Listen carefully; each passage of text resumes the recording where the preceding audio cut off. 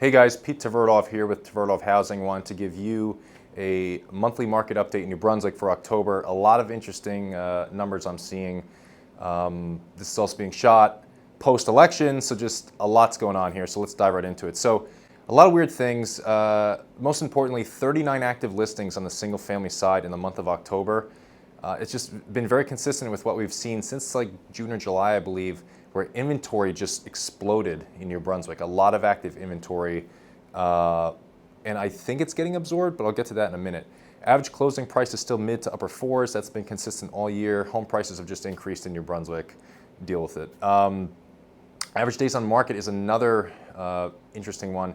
85 days on market on average for the month of October. Now that was due to a couple of new construction townhomes, I believe, that were like over 200 days on market. Those finally closed.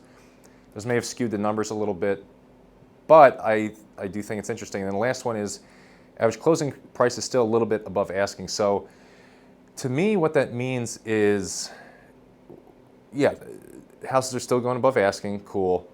Average sales price is growing, that's great. But average days on market and a lot of active inventory tells me that like it might be shifting to more of a buyer's market. And you combine that with rates ticking lower and the Fed likely to cut rates in November and possibly December, I think it's looking pretty rosy for buyers in New Brunswick on the single family side. And I think it'll be interesting in the next few months to see what happens to all this active inventory, because the more inventory that's in the market, guys, for you as a buyer, you have more to choose from, right? So in the first half of 2024, we had single-digit homes for sale per month, like 5, 6, 7. Now there's 39 in a month. That's a humongous difference. That's like 6 to 8 months of inventory just dumped on the market. So